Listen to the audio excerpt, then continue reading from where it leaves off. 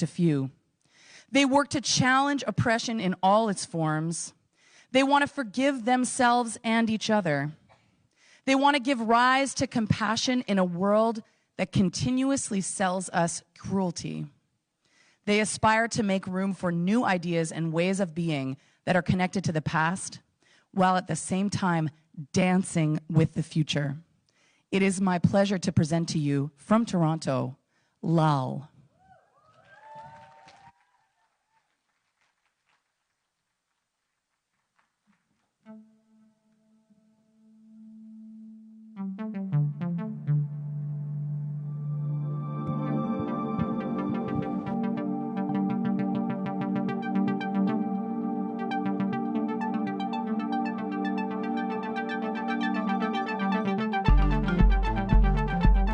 If you've had a long conference and you need to dance, you need to stretch, I suggest you do it in this portion of the conference.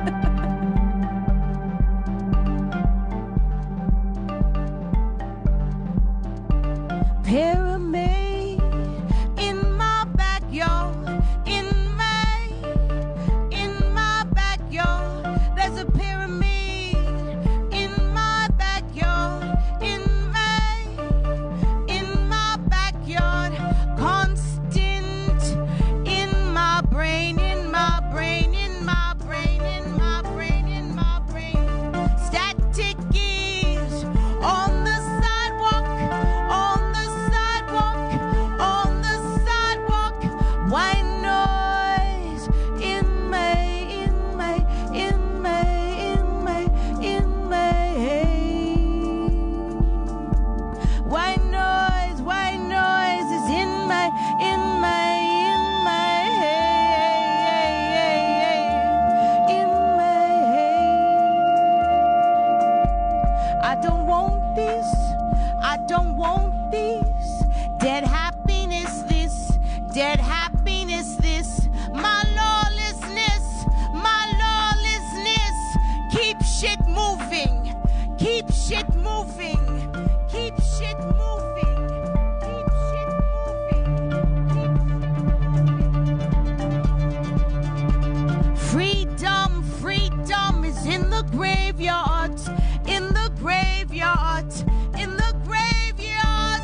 Vantages off the lake, vantages off the lake. I am dreaming, I am dreaming, I am dreaming. Real connections, real connections, real connections, real connections. Losing, losing is not so fucking bad. Losing is not so fucking bad. Whoa. I don't want this, I don't want this. Dead happiness, this, dead happiness, this. My lawlessness, keep it moving, keep it moving, keep it moving.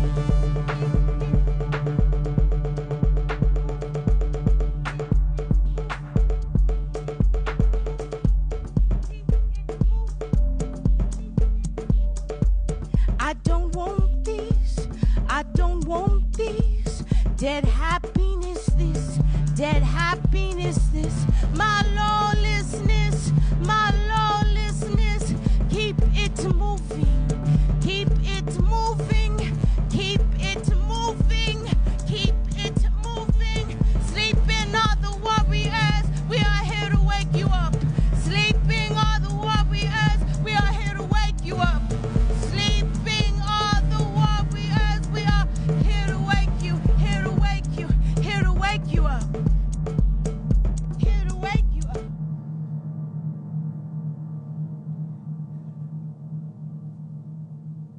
So there's an interesting misunderstanding.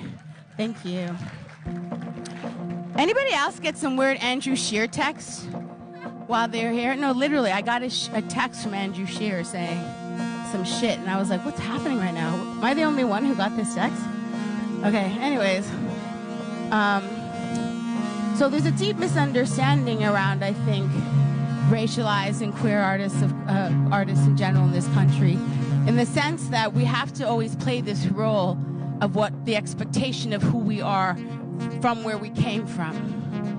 So in my case, I'm from Bangladesh, India at one point, Pakistan at some other point. He's from Barbados, black identified, brown identified. We're told to keep in our boxes. We're told to stay in our South Asian or our black boxes. And when we refuse to do that, particularly when we're radical and political, we get looked upon like we're strange. And yes, we are strange. We are strange because we are the histories of migration on a completely different land. So it's going to turn out kind of weird. You know what I'm saying? It's not just going to be classical Indian meets soca. You're going to get something very different. So this is what we represent, yeah? And we fight for rights, not just our own, but our communities and our families and our friends and our allies. So this is what we're about, and we believe in dancing. I come from a community of dancing and poetry and food. So if you feel like it, move. If you don't, it's all good.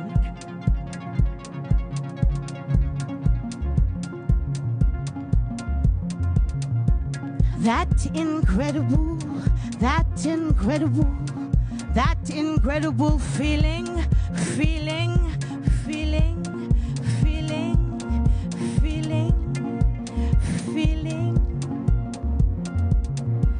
Cloudy and blue,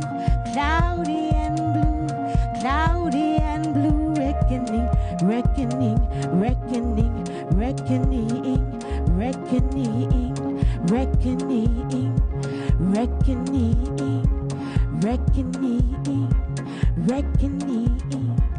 All the street lights and the sunlight has risen.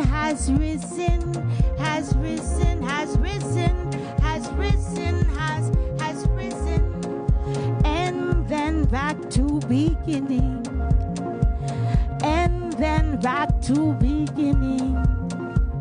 And then back to beginning, beginning.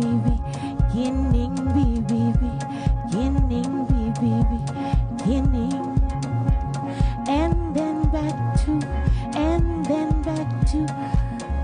then come join me up here. Come closer. And then back to beginning, beginning.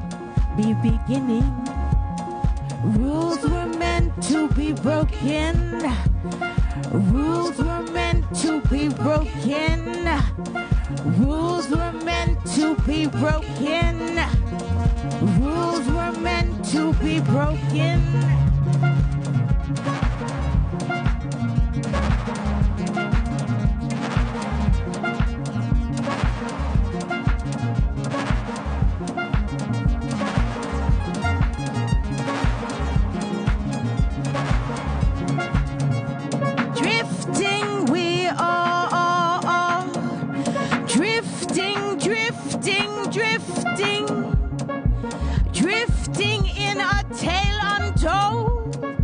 Drifting in a tale untold.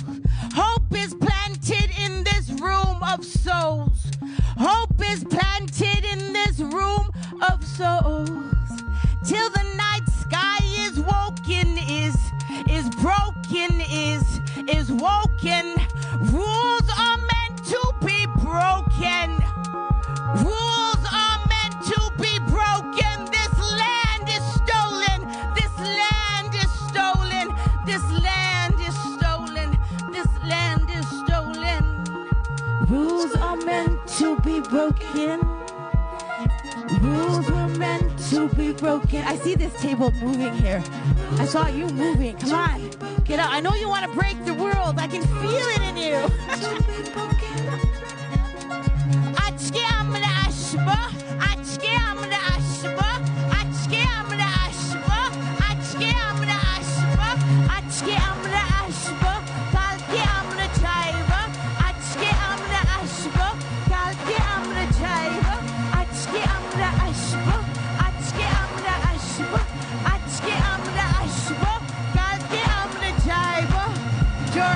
George, somewhere up in here.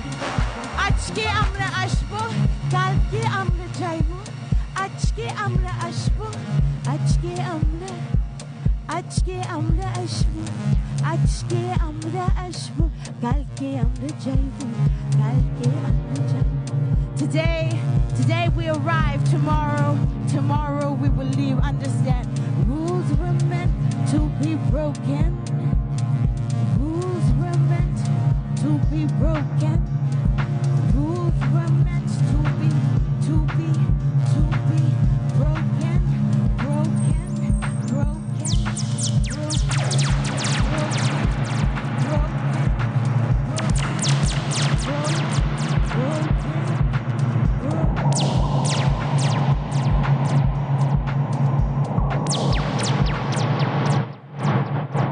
Peace, we are loud. Thank you so much for having us.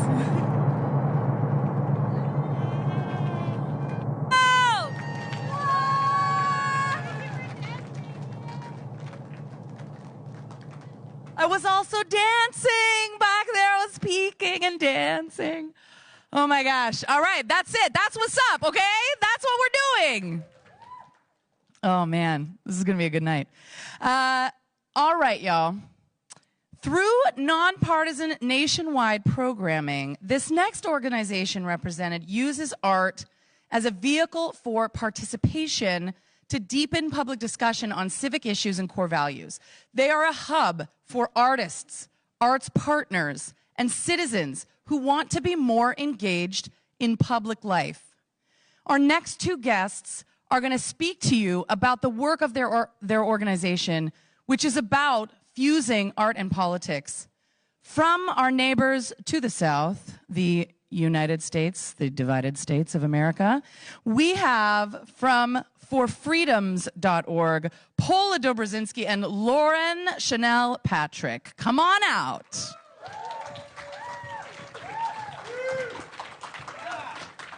Hi, everyone. Hi, thanks for that introduction, Jocelyn, and amazing to follow up such incredible artists. We're from the organization For Freedoms, which was founded in 2016 by the artists Hank Willis Thomas and Eric Gottesman.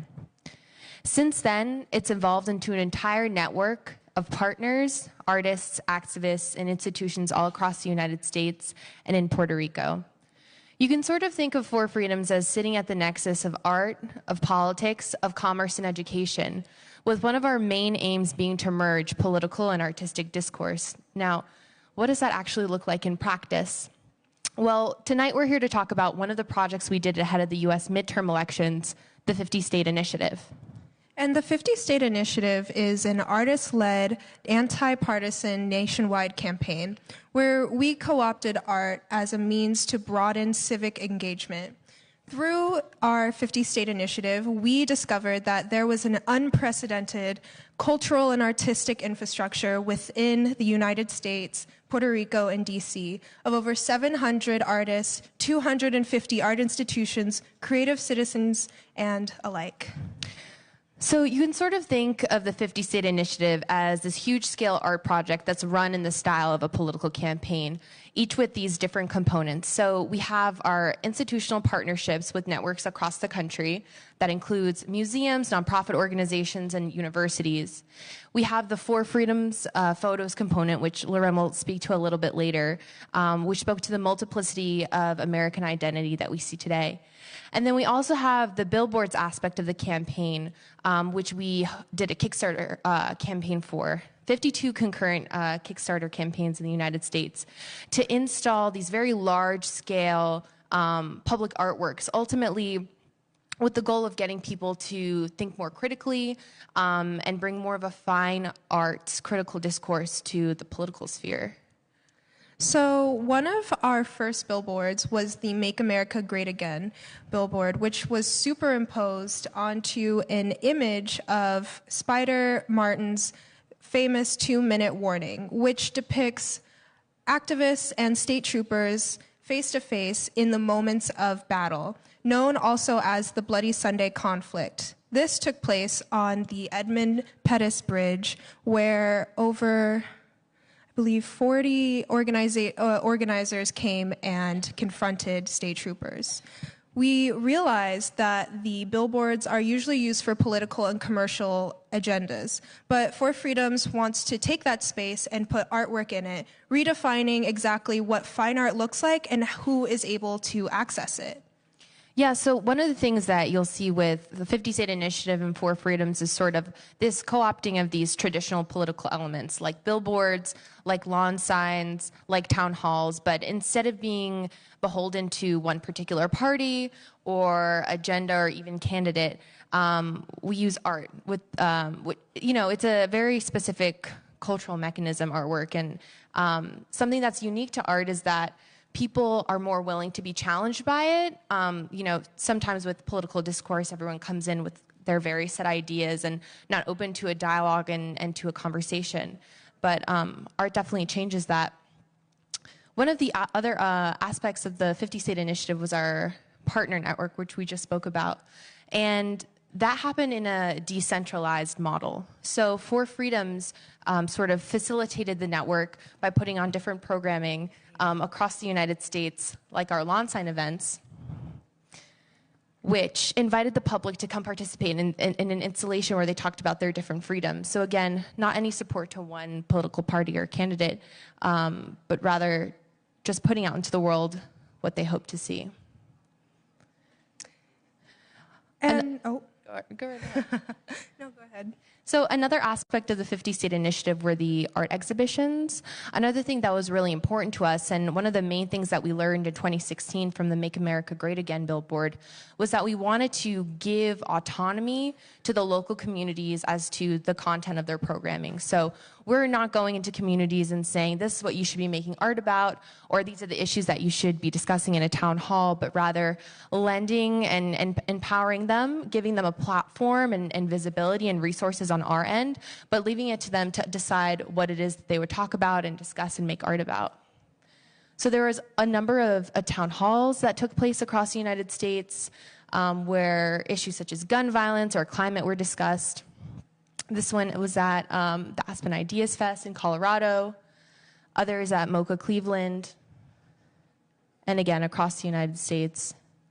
One of my favorite partner activations from the 50 State Initiative was actually hosted by Mamie and Weaver Ultra over in Philadelphia, led by Charles Hall.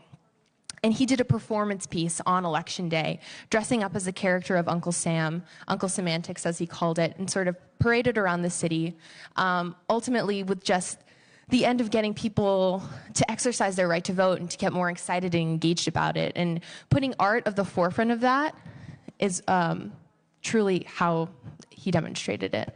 And so we come to the For Freedoms, F-O-U-R, and these are paintings by Norman Rockwell, an illustrator who painted the four freedoms: freedom of worship, freedom of speech, freedom from fear, and freedom from want. And so during his State of the Union, Norman Rockwell painted these four freedoms, which were used as war bonds to sell during World War II, all the while depicting a white America that did not mimic or reflect exactly the multiplicitous and beautiful weaving that the states exemplify. So what our founders, Hank Willis Thomas and Eric Gottesman, did was partner with two amazing artists, Wyatt Gallery and Emily Scher, who made an 86 archival of these beautiful four freedoms. And we're waiting for this to one day surpass exactly what America looks like, because one day it will. Yeah, and this is one of the great examples of how art can be used as a mechanism to sort of shape cultural consciousness, and how that really does intersect with different political movements that are being pushed forward today. And so there are several different applications of the Four Freedoms photos, some went up as billboards, others as public art installations, like this one at the Free Exhibition in Miami. And now They're in the International Center of Photography Museum, where we're actually, as an organization, are in residence doing a couple different things. We're continuing to talk to the public about the work that we did, sort of unpacking and reflecting on it. As you can imagine, the impact from a project like this can be a little bit difficult to measure. One of the ways that we saw impact in the community was through the growth of our network and through the growth of our following, as well as all the individual stories of people who reached out to us and said that they were touched by the artwork and politically motivated by it in some way. You know, folks were really inspired to not only engage with people who had dissimilar opinions to them, but also direct political action as well. And so among one of our tasks at the International Center for Photography while we're in residence there is to continue the conversation and ultimately ask, where do we go from here? Thank you. Thank you. Paula and Loren. Thank you so much for coming all the way up from New York. Yeah. It's worth 2 times. It's worth clapping 2 times. Notre prochain artiste, il est auteur, compositeur, interprète. Il est aussi entrepreneur social et chroniqueur. Il est concepteur de Bout du monde, une parastructure visant le développement de ses membres âgés entre 10 et 14 ans et l'amélioration des espaces publics. Et sur son site web, il a la citation qui suit, et je l'adore, alors je l'offre. Est-ce que ce qu'on fait aujourd'hui va changer la couleur du ciel? Respectons notre génie. Please give it up for Ricardo Lamour.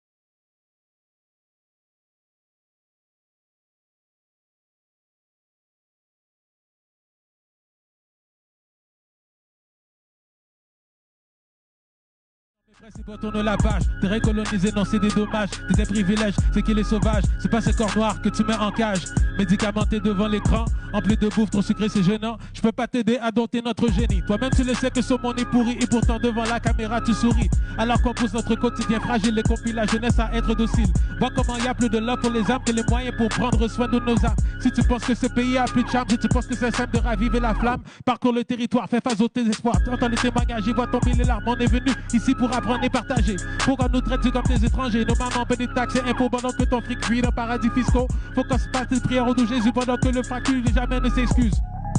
Are you people here? Y'all gonna be singing with me, alright? Yeah, put the beat up. Put the beat up.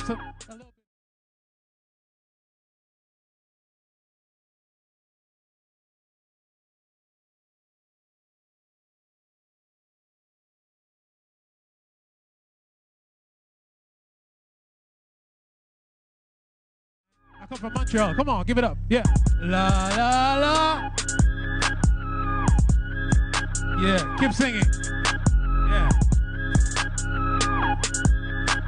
So every time I put my hand up, you'll be singing with me, alright? Okay.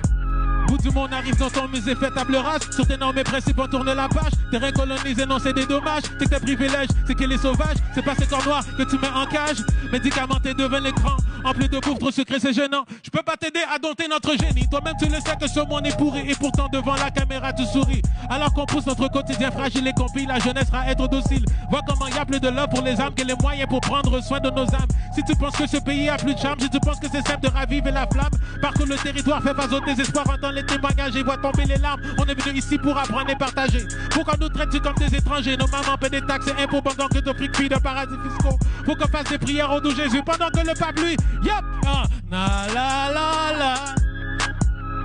Regarde qui j'en a vivre comme si nous pas mérité la la la la. Regarde qui j'en a vivre comme si nous pas mérité la. Louder. Regarde qui j'en a vivre comme si nous pas mérité la.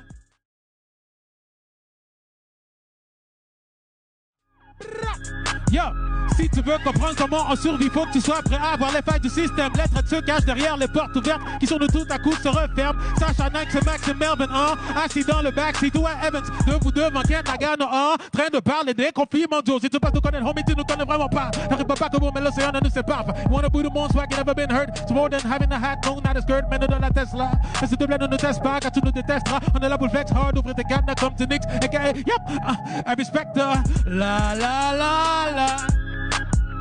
Louder, louder, louder. Come on, yeah. You ain't singing, brother. How come you ain't singing? Come on. Give it to me now. Yep. La, la, la. I can hear the baritone right here. Yeah. Got you on a ville. La, la, la, la. Oh, thank you, everybody. François, switch it up.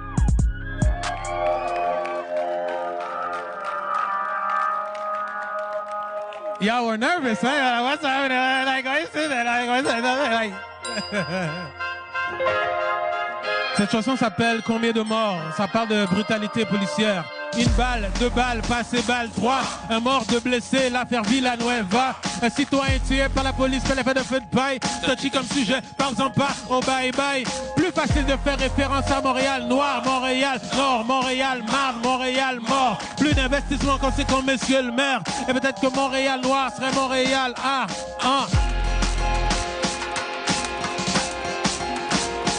I'm talking about police brutality in Montreal. Faut pas trop prendre les citoyens pour des caves. C'est pas juste l'économie qui fait en sorte que l'heure est grave. On veut te faire peur en parlant des gangs de rue. Je suis noir et je t'avoue que moi, j'en ai rarement vu. Mais j'ai connu des gens qui se sont perdus dans le froid de la rue. Je parlerai pas de gang, mais je parlerai de mauvais choix d'individus. Blanc, noir, brun, jaune et même bleu. Le crime organisé se fout de tête pour mon vieux. Combien de morts va-t-il falloir avoir pour que le système nous donne l'heure juste? Combien de morts va-t-il falloir avoir pour que le système nous donne l'heure juste? Combien de morts va-t-il falloir avoir pour que le système nous donne l'heure juste? C'est pas le citoyen qui est stupide, non. Je crois que c'est le système qui est frustré. Va pas vivre là-bas, y'a trop de lacs, sinon trop d'arabes, trop de noirs. Ridicule, c'est pas de l'absence de couleur que se cache l'espoir. C'est quand la dernière fois que tu t'es fait braquer une arme par une gang de rue de ta belle banlieue agréable. C'est pas que le problème n'existe pas, c'est qu'il existe presque pas, mais on te le dit pas. Parce que plein de gens tirent bénéfice des problèmes semi-visibles. Moi tout ce que je vois ce sont plein d'organismes mercantiles.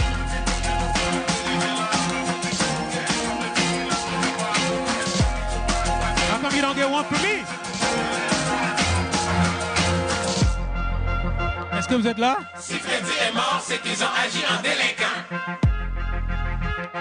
You understand the lyrics a little bit? I love it. C'est un an de constater ce que Vidani Villanueva. On veut le déporter en jetant le bébé avec l'eau du bain. On ne fait sans croire que le bébé est pas nous met aux voisins. Combien de morts va-t-il falloir avoir pour que le système nous donne l'heure juste? Combien de morts va-t-il falloir avoir pour que le système nous donne l'heure juste? Combien de morts va-t-il falloir avoir pour que le système nous donne l'heure juste? C'est pas le citoyen qui est stupide, non, je crois que c'est le système qui est frustré. La police de Montréal, je te dis que c'est une grosse joke. Police qui enquête sur la police. Une grosse joke. Commission des droits de la personne. Une grosse joke. La police qui enquête sur la police. Une grosse joke. Décision de pas porter d'accusation. Une grosse joke. On dirait qu'on prend les citoyens pour. Une grosse joke. On peut te déporter, jeter-le. Une grosse joke. Est-ce que vous êtes avec moi, madame? Une grosse joke. Porque te que el Freddy Villanueva, los acteurs, verdaderos oportunistas. On va pas se mentir, ce qu'on vit dans notre société a besoin d'une réforme. On veut combattre la pauvreté, on veut combattre la brutalité policière, mais il faut s'attaquer à la pauvreté. Plus de logements sociaux, comme tu disais. Yo, combien de morts va-t-il falloir avoir pour que le système nous donne l'heure juste? Combien de morts va-t-il falloir avoir pour que le système nous donne l'heure juste? Combien de morts va-t-il falloir avoir pour que le système nous donne l'heure juste? C'est pas le citoyen qui est stupide, non, je crois que c'est le système qui est frustré. Yo, combien de morts va-t-il falloir avoir pour que le système nous donne l'heure juste? Combien de morts va-t-il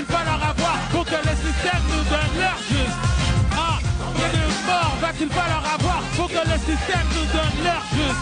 Ah, c'est pas le citoyen qui est stupide. Non, je crois que c'est le système qui est frustré. Thank you everybody.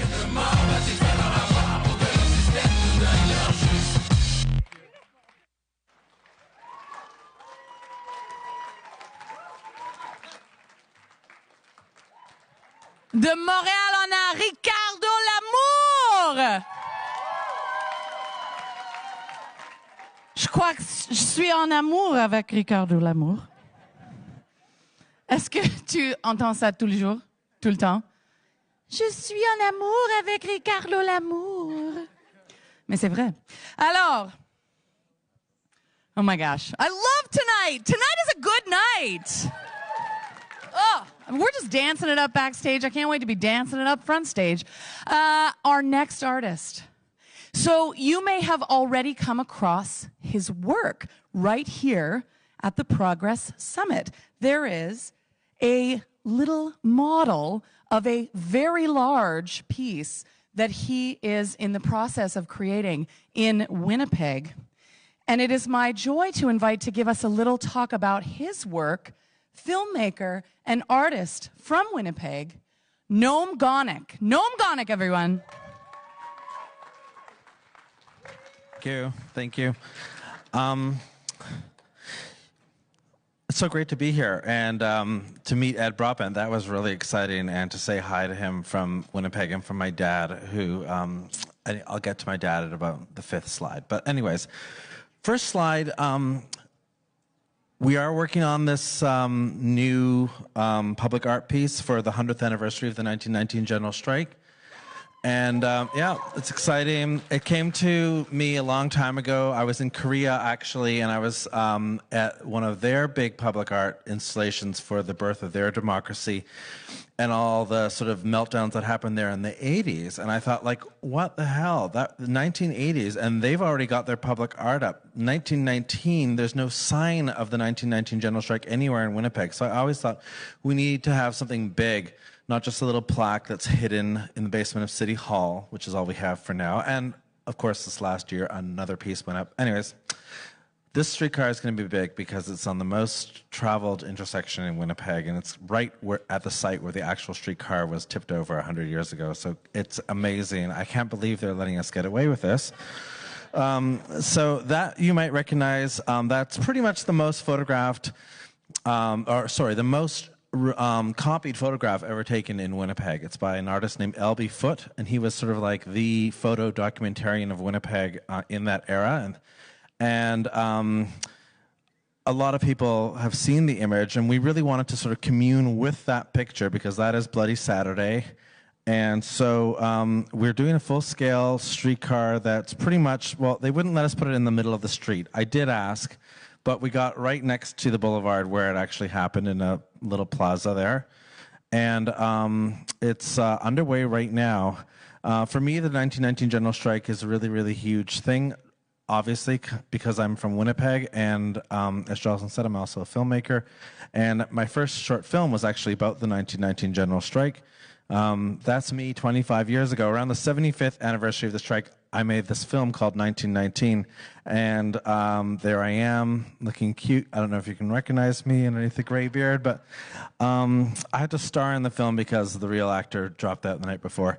But it was a short. It was set in a bathhouse, a Chinese steam bath and bathhouse. It was kind of a mixture of queer politics, labor politics, racial politics, too, actually. It was a complicated little short. And even the RCMP was represented in the film. The guy playing the RCMP went on to become a judge, if you can believe it, just shortly thereafter, and stopped talking to me after that.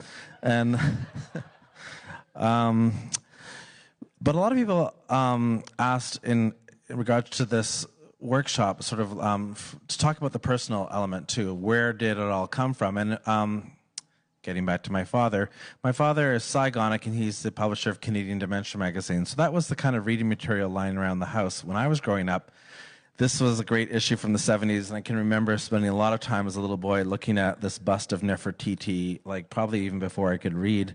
And this is a great one I wanted to show you. That's Pierre Elliott Trudeau, and the issue is called The Freeze, and look at, there's the workers in his martini glass, so I thought you'd appreciate that. Canadian Dimension magazine still publishing 55 years later. There's my dad in the middle there, and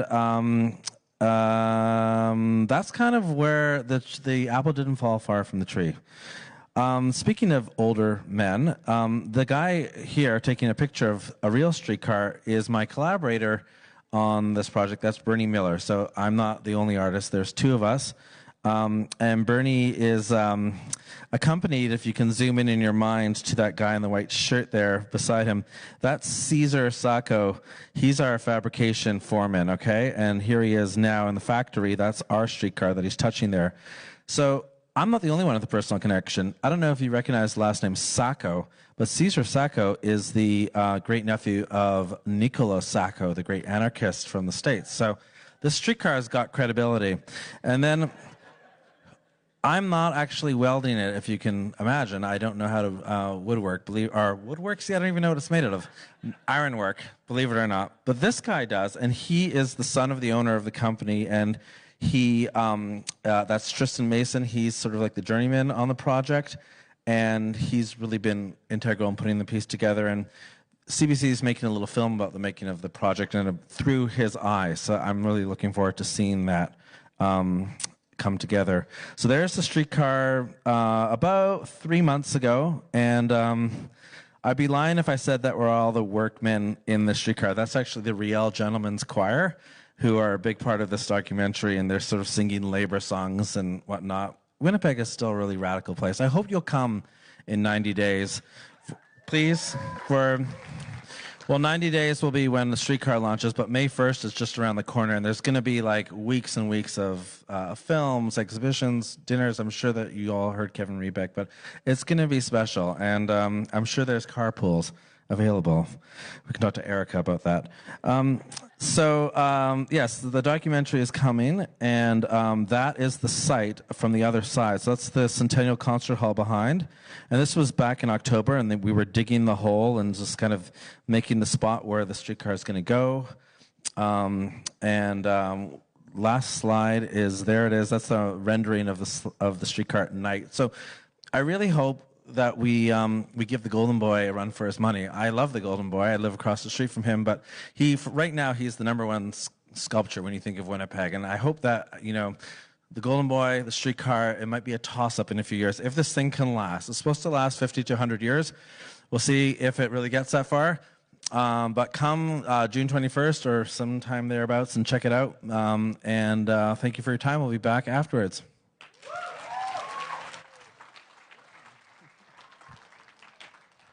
As if we didn't already have a reason to go to Winnipeg. Noam Gonick, everyone. What a tremendous piece. All right, my darlings. This is our last performance. Then we are going to take a very short break just to change some furniture up here and come on back with a conversation. So, on this artist's page, her artist statement is an excerpt of a keynote address she gave at the Canadian Writers' Summit in 2018, and I want to share it with you. What is theater of recovery? It is the performative act of ritually recovering oneself, reclaiming, regaining, renaming, and restoring. It is making ritual theater of one's self-recovery. Ritual Black self-recovery. Ritual feminist self-recovery. Ritual queer self-recovery. And what am I recovering from? I am recovering from the ongoing assault on our collective humanity that insists that we can in fact live without our lives. I would like you to welcome to the stage an absolutely beautiful, magical being, to be young, Aunt Africa.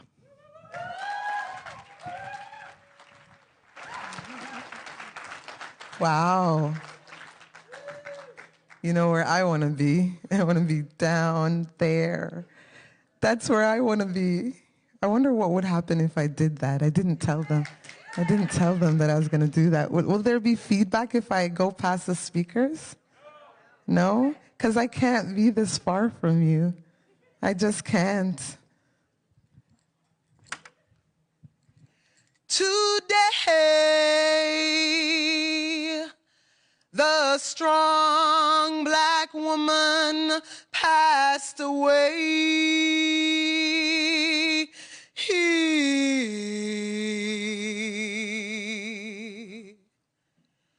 The doctors say she died of natural causes. But those who knew her and those who used her know nature, no, Mother Nature did not kill her. She's dead from being silent when she should be screaming, and dead from smiling when she should be raging, sick, not wanting anyone to know her pain. Overdose of people sucking the life from her veins. Today,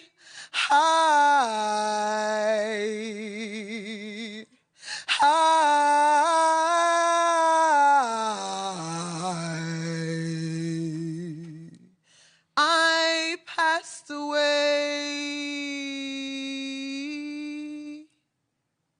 but still I dare to love. Love. Love. Love lapping its sinews in and around these broken parts of mine. Imperfect cells cracked open, exposing my secret desire to inspire you and I and we to love deep, to love hard, to love sweet, sweet, sweet, sweet, sweet, like brown maple syrup dangling from the fingertips of your lover. Dripping drops and oceans of dreams into the harsh callousness of World War III's and food crises and ozone depletion and air pollution and the sheer madness of what we call now, I dare to love. Love. Love is my greatest revolution. I refuse to succumb to the desire to take gun in hand, not handguns, not hate guns, not jealous guns, not bigoted guns, not homophobic guns. No, the solution is not more slaughter. Me slaughter you. The reflection of we need revolutions instead to pour like rain, not bullets nor biological warfare over our heads. Love. Love like red rivers of rouge course, pulsate, vibrate within me. I am alive. You are alive. I am happy. Happy to wrap myself in this thick, warm blanket, becoming naked underneath, knowing that with these uncovered vulnerabilities, I might be lucky enough. I might be lucky enough to pluck another flower blossoming in the forest of possibilities, daring to wear love just like me, so I dare to love. Love.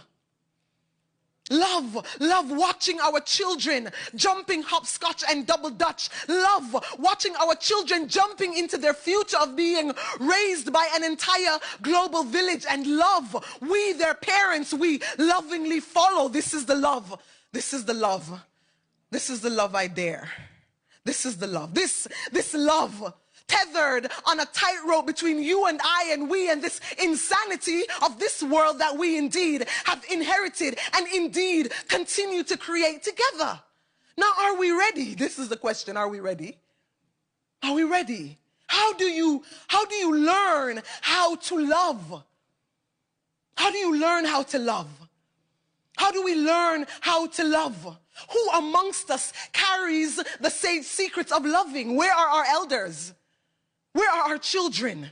The ones who walk with the all-time knowledge of a healing love, an unapologetic love, an uncompromising love, our honest love. If you tell me who, I will sit studently by the rivers of their feet, because I want to unlearn all of the unknowing that I have come to know. I want to relearn a language of integrity. I want to relearn a language of compassion, of empathy, of honesty. I mean, were these languages not carved on our heart's tongue by ancient ones who somehow I have forgotten? I have forgotten. It's like somewhere between a dream and a timelessness across the ocean waters. Our sons and daughters, our mothers and fathers and auntie and uncle and sister and brother, they stretch love's fabric thick and thin. So now here we are, you and I, trodding. We are trying to heal these scars. We are trying to heal these scars of wars. We trying to heal these scars of broken fiber that stick up inside us like maca. Who amongst us carries the sage secrets of loving? Who? Where are our elders? Where are our children? The ones who walk with the all-time knowledge of a healing love, an unapologetic love, an uncompromising love, our honest love. If you tell me who, I will sit. I will sit studently by the rivers of their feet, because I want to unlearn all of this unknowing that I have come to know. I want to relearn a language of integrity, a language of compassion, a language of empathy, a language of forgiveness. This language, was it not carved on our heart's tongue by ancient ones who somehow, somewhere, sometime, I, me, you, we, have we all forgotten? Have we? Have we forgotten? Have we? Have we forgotten? Have we? I cannot promise to love you fearlessly when there is fear all around me. How? How do I love you fearlessly when there is fear inside and on the outside of me? So how do I love you? How do I love you? With fear. With fear. Exactly. Courageously. In spite of all my fears, I love you courageously. Were fear not here, I would kiss you and feed you food from my soul and stop you from aching. I know you ache. We all ache. Were fear not here, I would give name to all the unnamed spaces of accountability and responsibility that flows like rivers between us, sometimes silent but always deep. Were fear not here, be truthful. The full moon radiance of all of our vulnerable and warrior spirits would wash over each other like the sun bathed in truth, and we all could shine. Can you imagine? Can you imagine a space where we all could shine? Imagine it. But who amongst us carries those sage secrets of loving? I cannot promise to love you fearlessly. Not when there's fear all around me. But as you suggested, I can love you courageously. I can love you with honesty, and I can love you with integrity, because love is a healing. Love, love, love, love, love, love, love. Love is a healing. Love is a healing. Love is a healing. Love is a healing. Love. Love rebranching itself like the roots of an ancient enchanted tree in a magical forest whose roots reach beyond those wounds. No, these wounds, our collective inherited wounds of today. Love. Love. Love whose arms like branches are outstretched to the promise of tomorrow. Love. Love. So here, now, today, right, yes, so, in the conference room, with everybody together. Love. We are the people. We are the country, the planet, the universe, the omniverse, the multiverse. We are everything. We are everything and we are nothing. Everything and nothing. Everything and nothing. The first breath, life, the last breath, death, transformation. What will you do with your time? What will you do with your time? The last breath, death. The first breath, life. What will you do with your time here? Love.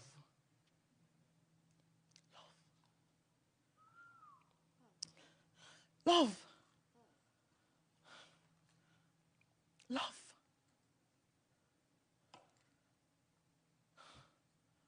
Love. Love. Love. Love. Love. Love. Love. We're all gonna die. You realize that, right? You know, live forever. We all are gonna die, and somebody else are gonna inherit the earth. So what you gonna do with your time? One love. One love. Thank you.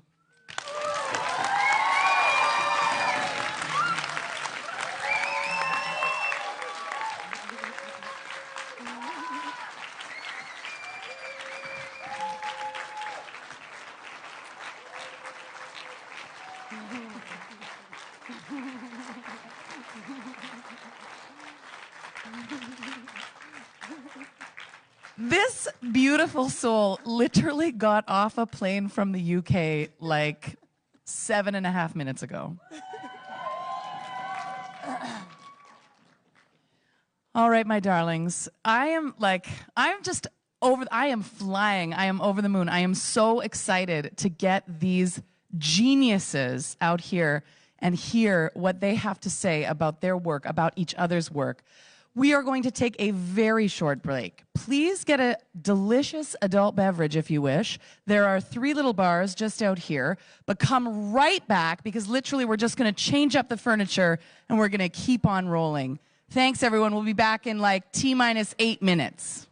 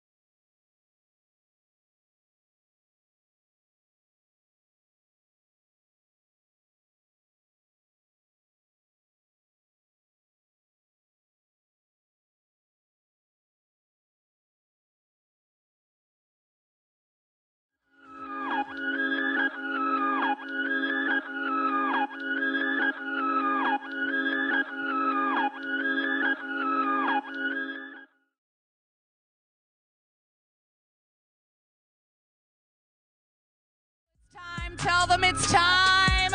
Tell them it's time, y'all.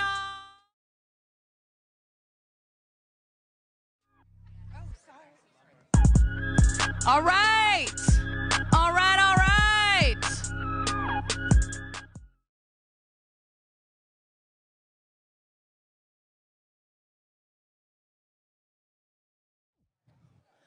All right, my loves. You ready? You ready? All right. Thanks for grooving with me, you guys. You just came in and sat down. I was like, we're gonna dance. You're like, we're sitting. Fine.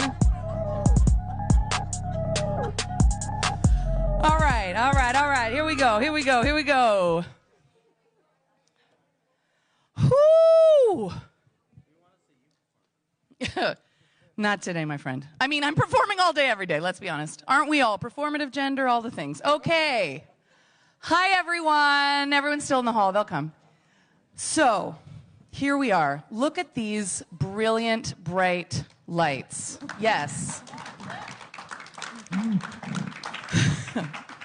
So, I'm going to just take 2 seconds of moderator privilege and all the privilege all the time. I'm just carrying it everywhere with me all the time. And I'm just going to say this. Ricardo and I were having a brief conversation backstage about the feeling of experiencing art like this, and the how sometimes when I'm doing political work, when I'm doing organizing work, I can really be in my head. And then sometimes you hear some of the speakers we heard today, like Manon Massé and like Zita from Hungary and so many of the other amazing speakers we heard today. And I just felt it, right? You just feel it in your body. Similarly, this evening, listening to these folks, experiencing that energy, even backstage when I couldn't see, I knew I could hear y'all out here. And I could feel it in my bones. I could feel it in my gut, in my heart. And for me, this is why art. This is why art in this context. Because it allows us to bypass that analytical left brain that we're in all the time. And it allows us to feel. And it reminds us of what it feels like to be human. And that ultimately is why we organize. It is about our shared humanity. Building a just and equitable future for all is about our shared humanity at the end of the day. And that is why these phenomenal, savvy, sophisticated, brilliant political actors are so good at what they do, and why I personally am so grateful to have them with us tonight and all the time.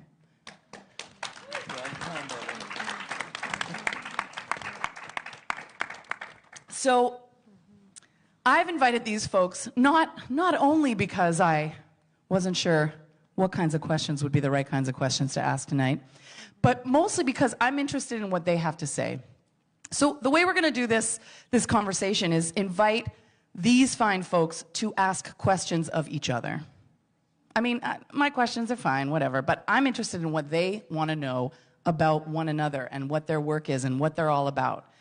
So we have really not planned this, but we're going to just be cool. We're going to be who we are, feel how we feel, and say what we want to say. Who feels like they would want to kick us off? Who's got a question of the rest of the group that they would like to put forward to kick us off? Ricardo. Yes. Maybe ask you a question. You both are from the States, and you showed something that is very. Right now, we're in a context in Quebec where there's across Canada, but I live in Quebec, where we see a rise of the right. There was a tragedy at a mosque. People were killed, assassinated, and in your work we see representation, people that we rarely have seen represented. And could you share with us the reactions that you've had And do you plan on coming to Montreal, Quebec, to be showcased in Montreal's Museum of Fine Arts or some other spot where people can have access to that? Because I think it helps nourish hope and heal. So I'll speak to the first part of the question, and I'll come to Paula for the second part. So during Art Basel, we were delighted to be part of a pop-up called Free, which is an arts convention in relation to and as a reaction to the commerce that is Art Basel. So we had our 4 freedoms, the FOUR freedoms that we reinterpreted, and we had an Indigenous American man and a Sikh man who were praying side by side in profile next to each other, and it was about a 10-foot to 12-foot poster of that freedom of worship. And a Sikh family, it was a wife, a husband, and their 2 children, came up to us and were just elated because they had never seen Sikh people being represented ever in their life. Not in the States, not anywhere. So it was that kind of reverence and that kind of respect and honor is the type of resilience for freedoms and the type of representation for freedom strives to have. Yeah, and one of the things I also want to speak to, and I think it's interesting the way you kind of framed your question, because as we said kind of earlier, For Freedoms doesn't really align itself with any one party, a political agenda, or candidate. So we're really about thinking about things in terms not left and right, but sort of forward and backward, and how can we be as visionary and future-facing as possible. And another thing I wanted to speak to is as far as our network is that if you're, a part of our 4 freedoms, and if you are for freedom as a concept, then you're a part of our 4 freedoms family. And so we're both online and offline platform. So if you're willing to and a part of the cause, of course you can join us. And there's tons of opportunities for emerging artists and more established artists to get involved with the work that we're doing. Thanks. Does anyone else have a question they want to pop out here? I do. Yeah. Yeah, I have a question for Rose and Nick, who we go way back, way back, maybe 18 to 20 years.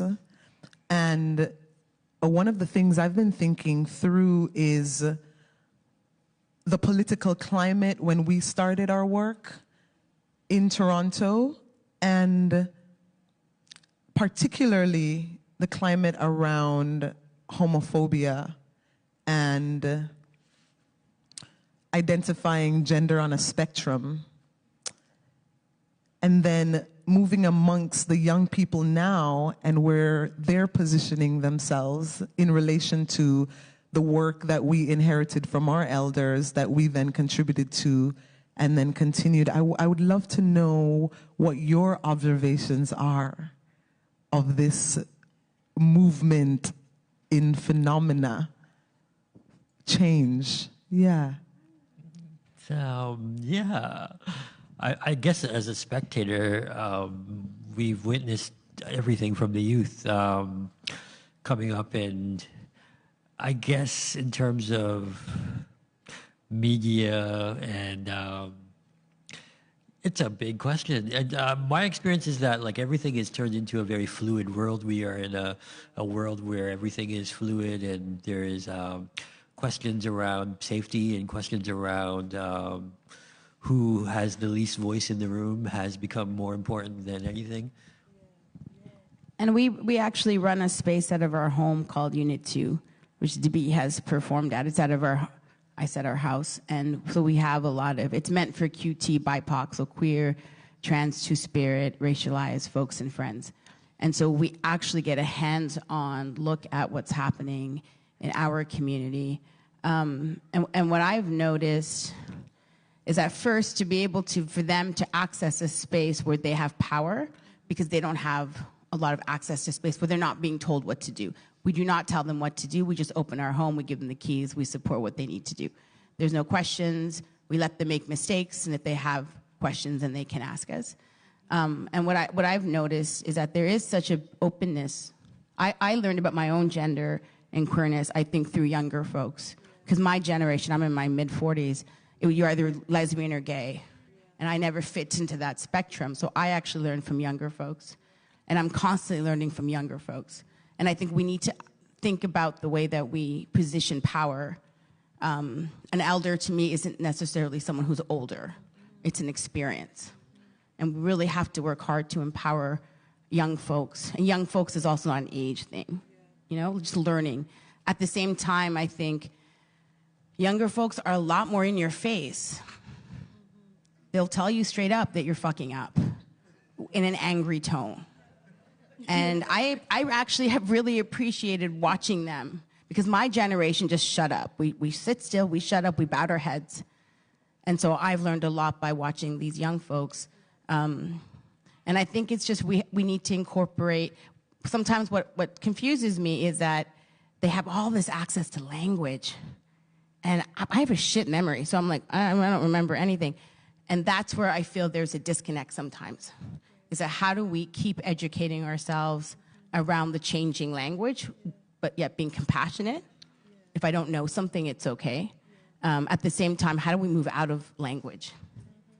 Because that's also an issue to me, that we're stuck in these terms, and our space is about music and dancing and movement in a very different way. So that's kind of how I see it. I mean, I look at a conference like this, and I think so much of the money in this room could help so many grassroots, not just young folks, but older folks, all kinds of organizations. And so I hope that there is a thought about maybe we don't need to gather in a big-ass hotel with lots of food and drinks. Maybe that money, some of that money can be offset for folks who aren't in this room, or how do we get those folks in this room? So that's something, including those folks who are part of Unit 2.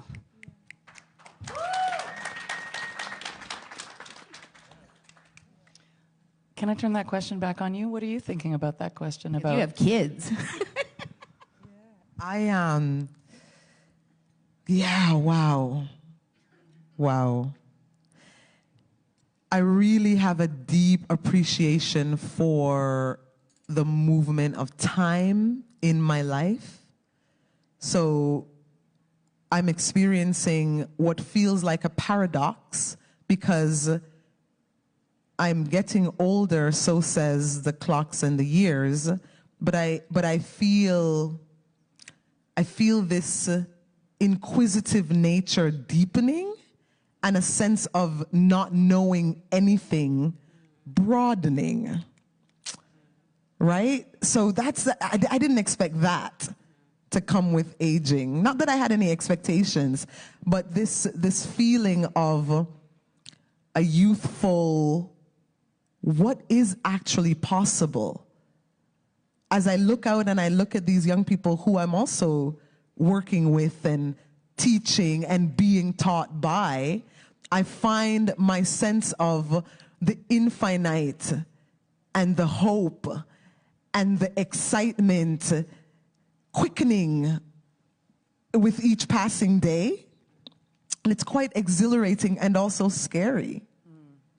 You know, I'm really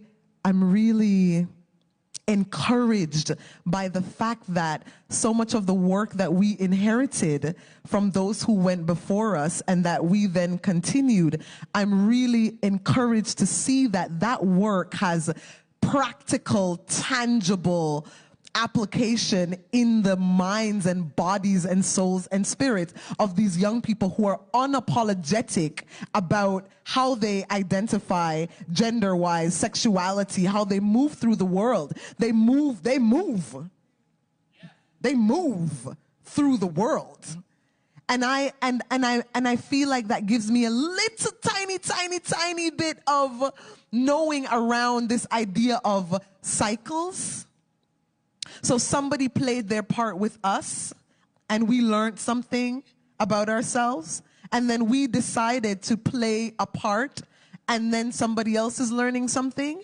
And I feel like that level of accountability and responsibility is what I hope to take me into whatever age I live to see. That's how I feel about it.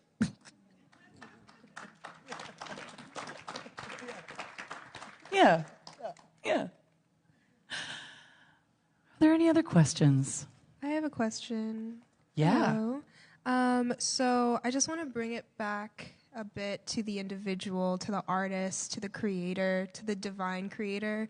How do you practice honest and whole self-preservation while in taking all of this emotional and mental and spiritual labor onto yourself that you've either inherited or you've chosen to pick up, and then come into a space, enter that space, do what you are supposed to do, and come home and still be whole and still be yourself and still not lose parts of you in your work and in yourself?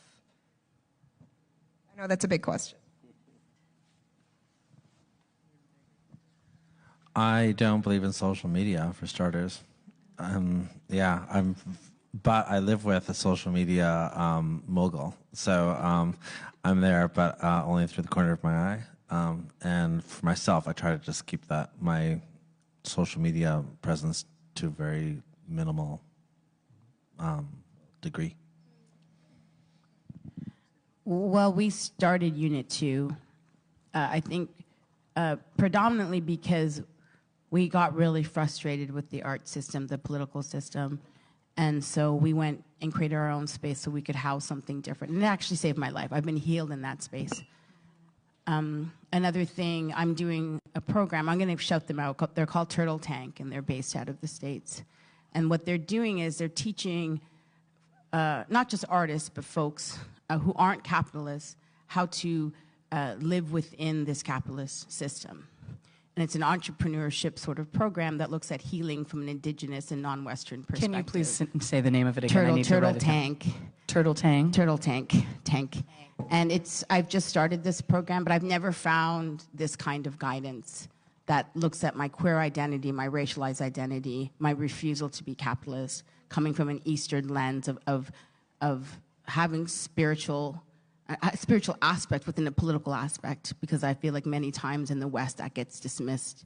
So this program, I feel like, has really is transforming the way that I'm moving in the world, because it's allowing me to center what I believe and center myself versus centering the mainstream. Yeah, I think the collective and the collective healing is something that, as a young person and as an artist and as an activist, I really want to embody and I want to inherit, but it comes with destroying parts of yourself. And I think that I'm here for it. I'm okay to burn it all down and to rise again. I think what's important is to find that community, and I'm so thankful that you've created something close to that. That question, you know, go Nick? Just in answering to your question, what are some of the survival techniques? I think in terms of Lao, I think one of our biggest survival techniques is slow growth and not understand and the absence of too much art. And we are in a world of too much art in terms of how much it is projected on you all the time. And Lao, we strongly believe in doing things when it's right to do it.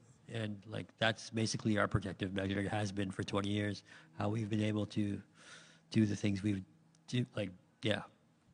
Thank you. That question is, I feel I'm essentially obsessed with that question. And I remember maybe a little over 10 years ago leaving one of the top theaters in Toronto because I was completely disillusioned, because I felt that it was asking me to give up large parts of myself in order to become an economically successful artist. And so I left that space and went to a mentor, Audrey-Zina Mandiela. I remember going to her as an elder, weeping, because there was a part of me that wanted to be an economically successful artist, but the integrity wouldn't allow that path in that way. And I remember she said to me, you should sleep and you should dream and you should listen to those dreams. And so I slept and I dreamt. And upon awakening, I began to create what has now become a decolonial praxis, a method that I teach globally. And essentially the method is, it's a distillation of everything that I could articulate that I'd been taught by my elders into 9 principles that is then accompanied by an entire system. But it attempts to address that. How does an artist and how does a human being, how do we recover? How do we decolonize and spiritually decolonize? Right? Intellectually decolonize, spiritually decolonize, psycho-emotionally decolonize. Like that process is an ongoing process because neocolonialism is real and it continues to work on you. Right? And capitalism continues to work on you and patriarchy continues to work on you. It's not that one is ever free of those systems because those systems are on the inside of our bodies. Why? Because they're on the outsides of these systems in which we live and breathe. And so the method is attempting to give artists the tools to be able to negotiate through an ongoing process of self-recovery while negotiating the fact that if one chooses to be an artist, ultimately there are some leadership responsibilities that come with that because people watch. And if people watch, then there's a mirror that's created by that process of watching. If I am watching you, whether or not you choose to acknowledge that you're leading me, just the process of me giving my energy to you and watching you, you are leading. I am emulating, I am thinking, I am learning, I am mirroring, right? And so it's inevitable that the art is going to lead, and it's how then does the artist become accountable and responsible for that leadership while holding themselves? And that's what the method is attempting to do with them. Ricardo, any thoughts? Thank you very much. That was super deep. And thank you for your question. Because they'll say art is not political. We'll hear a bunch of things. I say art is life. And a lot of my art has become an art of resistance. Because, and I, after a couple of years, I looked at my track list, and there weren't a lot of songs where I said I love you. I like looking at a lake. I like doing. And I said, is it because I'm facing so many issues that my art has become a funnel or a channel where I'm putting out all the toxins in the art? So I'm questioning my art right now to say, what's the legacy that I'm going to leave behind? And I've come to a point where I said I also need to be invested in transmitting to the next generation. So as I performed, you saw the group that I've been mentoring for the past 5 years, because when you're doing work against police brutality, when you're showing up at vigils and you're saying the names of people that whose lives have been stolen in tragedy, there comes a time where you need to rest because you can become toxic yourself. And there comes a time where you need to find a way to inspire and be inspired. So that's the way that I find a certain balance. I know that there are circles where I inspire, and there are circles where I'm inspired, and there are circles where I can just be.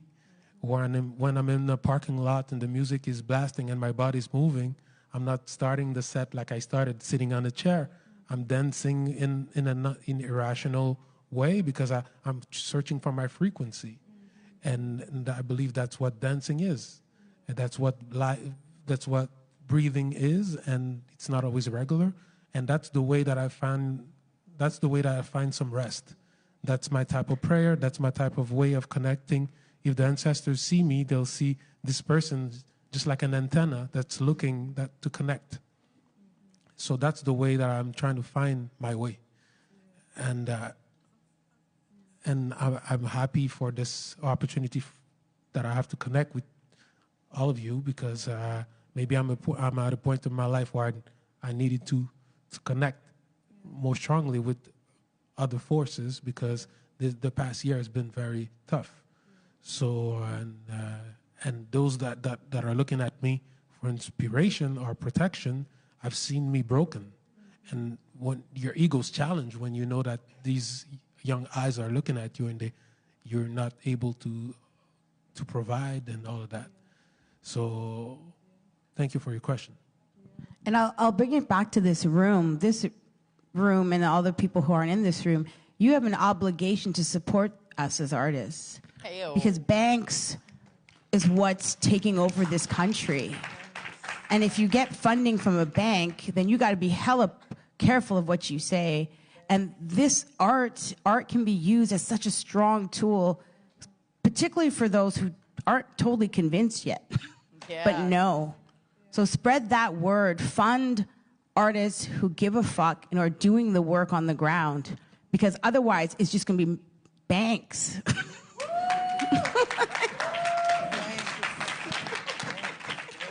And some of us might take the money because we need it.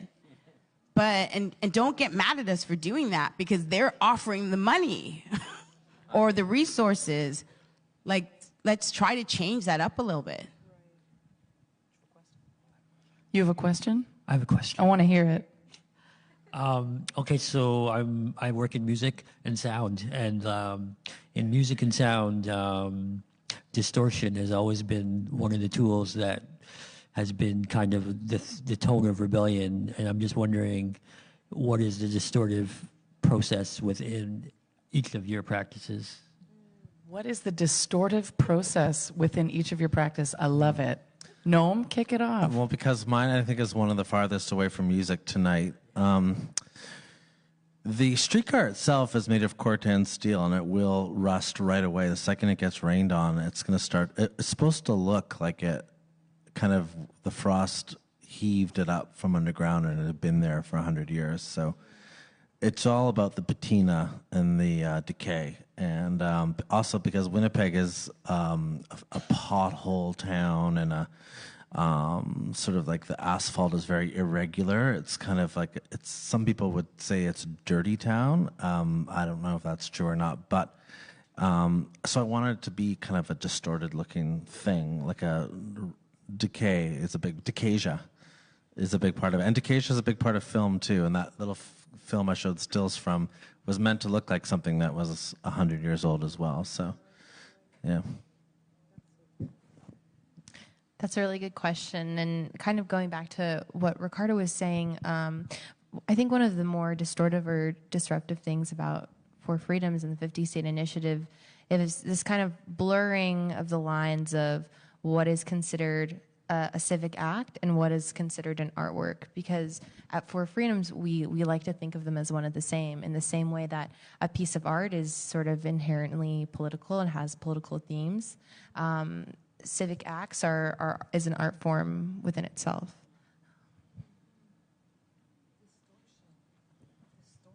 Distortion. The first thing that came into my mind, Nick, is increasingly I want to close the distance. And I feel like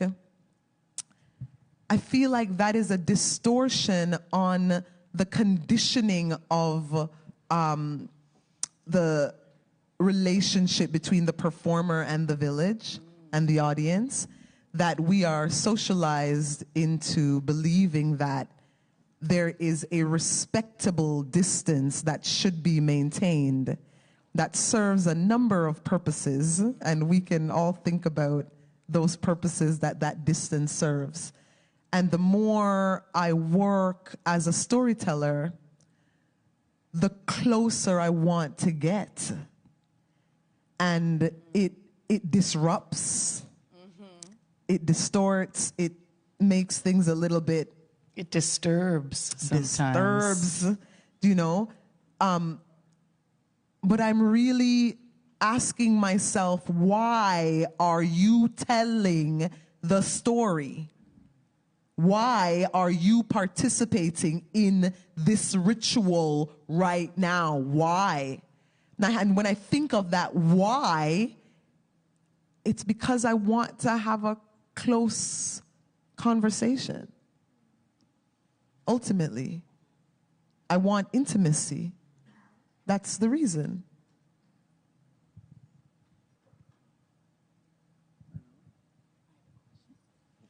You have a question. All right. Might not be a good question. Do we have time? Well, I was just about to go down to the... Do you want to ask a question, or should I? I can ask it. We don't have to answer it, but we can think about it. Everybody can think about it.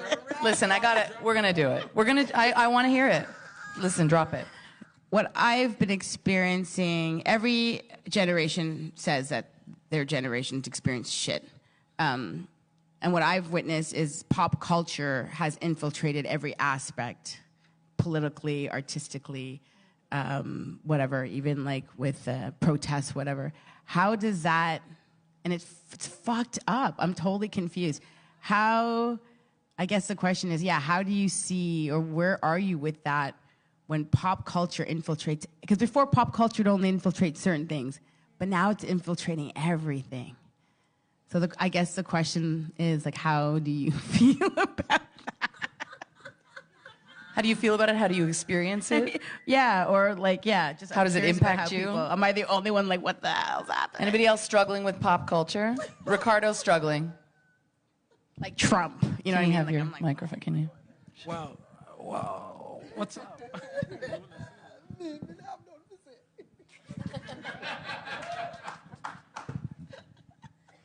I mean, I think the question, kind of to simplify the question, or if I can attempt to simplify the question, in terms of like there being this subversive underground and then there being this mainstream media, and I think the world that we're living in, there's no more distance between those two worlds. We're all in this idea of the mainstream. There is no subversive underground anymore. There's just niche culture, and that sort of thing is kind of what I think Rose is talking.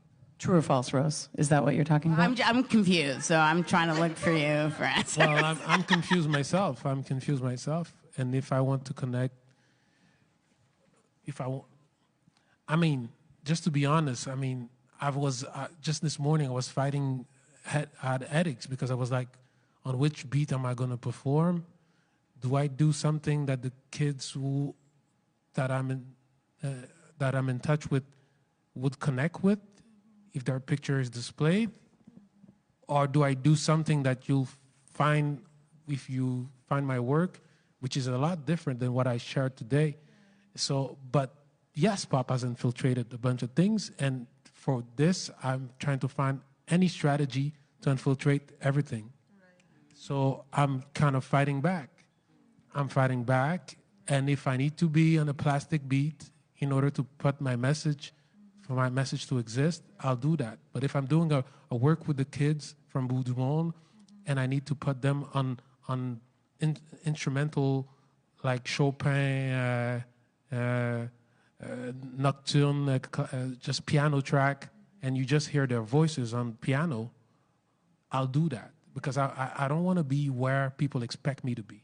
And if pop is where it's not expected to be, we should also be where we're not expected to be.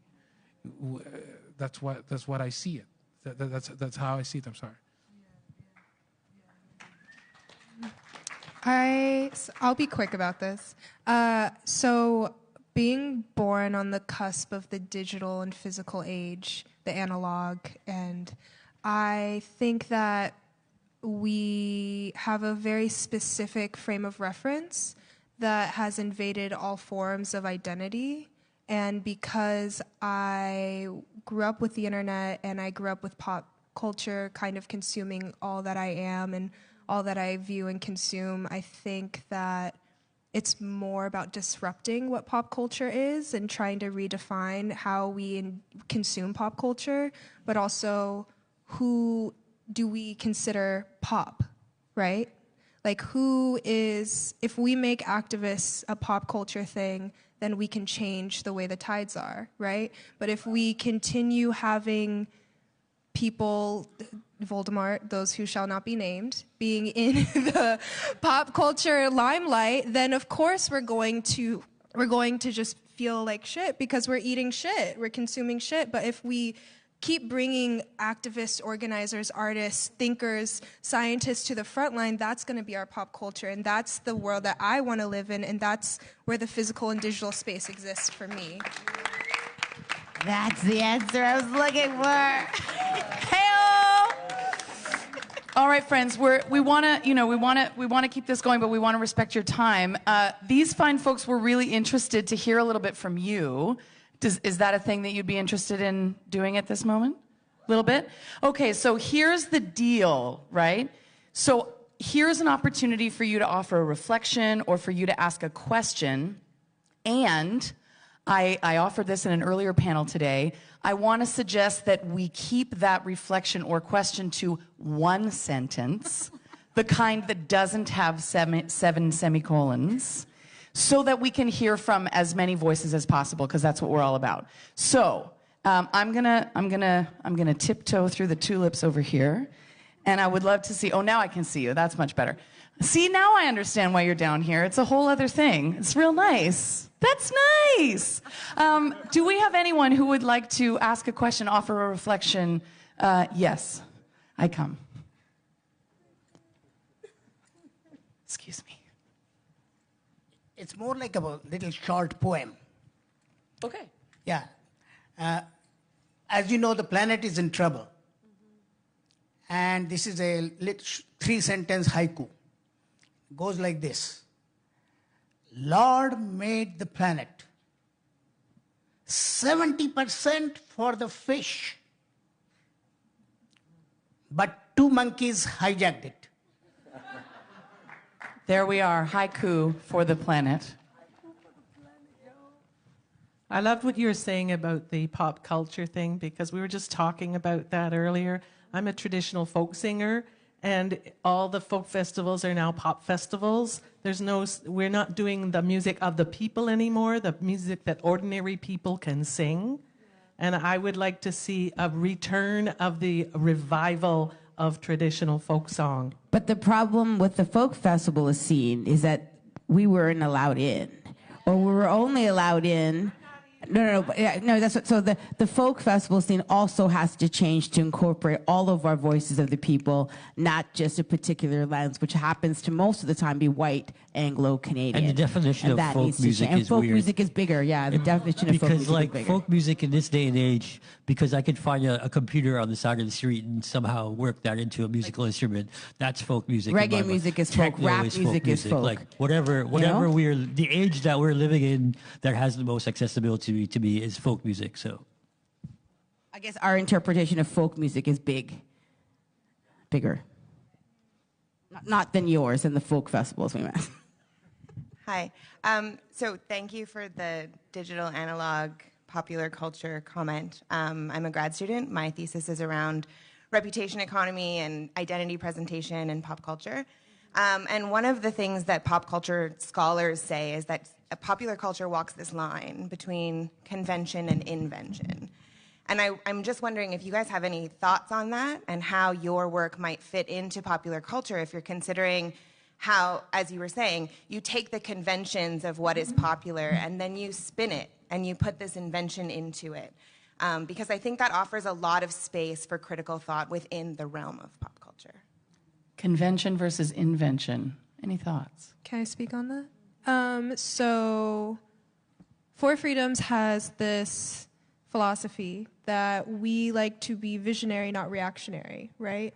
And so I think when that seeps into pop culture, whether that's in the press, whether that's in a reblog, whether that's in a like, that does something where you're putting your finger on the pulse of society, right? You're really talking and touching someone that has never felt that way before. And recently, we had one of our Reimagined for Freedoms on the Time cover, and we had never gotten that kind of feedback before. That representation, those eyes, that visibility is something that toes the line of reactionary and visionary, but does something that it speaks to a greater part in our lives.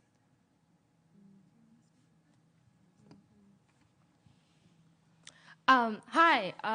My question was about a quote about, you said, being put in a box, even though you're queer or you are a person of color, that there's a certain label that you have to follow.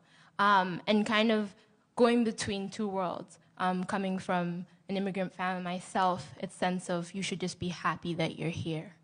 There's no oppression, this is what we signed up for, oppression, racism, consistently being the last person on the line. And then after going on the other side where it's completely radical and having to be tokenized and vocal for each issue. So kind of how do you put that in your art, or not even how do you put that in your life?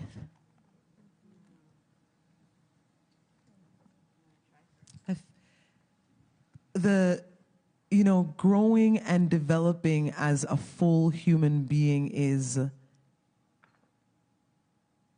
takes all the time, And I feel like one of the questions I ask myself ongoing is, who am I? 3 questions, actually. Who am I? How am I? And what is my purpose? And I ask those questions of myself, with myself. I don't think it's possible to exist in a vacuum, but it's possible to be with oneself in solitude and intimacy, and to ask oneself those questions. Who am I? How am I? What is my purpose? We can't stop people from putting us in boxes or projecting their ideas of who we are. But what we can do is engage and re-engage ourselves in an ongoing personal dialogue, right? And so to understand that I have power with myself, I don't have the power to determine what someone else is going to do in relation to me, but I do have the power with myself to, for example, decide that I want to always be open to identities, my own identities. I want to be open. I want to be open to learning different perspectives, different ways of seeing myself. I can choose to do that. And it's difficult. It's difficult negotiating other people's projections. It's difficult negotiating other people's biases and bigotries. But I do feel that if we engage ourselves in an ongoing process of accountability and responsibility, looking at our own internalized bigotries, looking at our own biases, looking at the ways in which we project onto the society, and then giving ourselves a lot of room, to be a whole human being with contradictions and disappointments and cognitive dissonance and all the things that go along with being human. To give ourselves room and space to grow and develop is a healthy way to engage.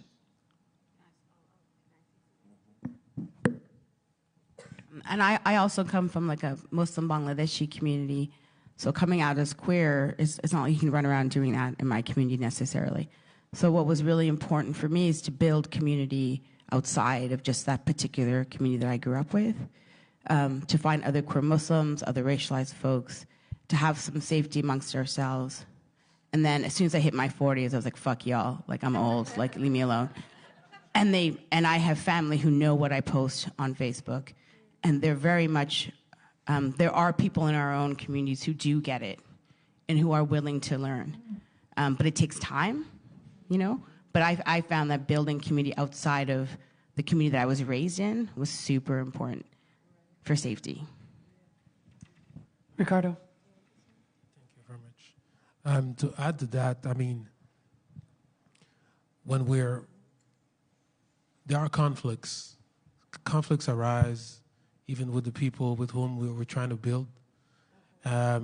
Just last summer, I was involved against against a play called Slav in Quebec. So I was with a group, Lucas, Charlie Rose, Elena, and Webster, Marlou. We protested the play. It got canceled. And then we were portrayed as censors, snipers of cultural appropriation. They try to label us and all that. And all of this external pressure created, at a certain point, conflicts amongst us. And but I believe in the principle, and that's what I'm trying to transmit to the principle of presence, posture, and reach. In French, I would say présence, posture, et portée. If you're not present in the room, how can you influence what's happening? And once you're in the room, how can you posture, your openness, and how you interact, influence what's happening, and have an impact on your reach, sur ta portée. So we had internal conflicts about accepting certain interviews, doing certain things, and there's no shortcuts to this. Sometimes it's with time, as you mentioned, that people see the added value of what we've done, and that we see also the mistakes that we've done. So I guess we need to stretch our moral imagination and find a way to love even those that have contributed to the stress that we've endured. And so, as you mentioned, while you shared with the public earlier, love. But it's not easy. It's not easy to find It's not easy to find ourselves and to build yourself at a point where you know that you'll be hurt, that you'll hurt people, and that you can find a place to still love yourself and love people, and know that people will not always understand why you do things and why you don't do certain things. And that's like, I always tell people, I see everybody as family, whether you're a stranger or not. Because I tell people, you probably come from a fucked up family. So if you actually see everybody as family, you can navigate through the fucked upness of it. I feel like that's exactly... In some ways. Sometimes you got to X people out. Sometimes you do. But I love that we're all part of the same fucked up family as a perfect button to put on this spectacular word up. We're all part of the same fucked up family, and our love is a healing love. And here we go. I would like us to thank Rosina, Noam, Nick, Debbie, Ricardo, Loren, Paula,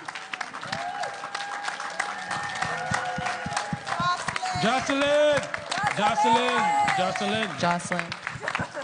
We're going to hang around. We're going to have some music. We're going to just have a nice time. I'm just going to say one quick thing about, we were talking briefly earlier about consent and permission. So these beauties have given a lot of energy tonight. They've brought a lot of themselves.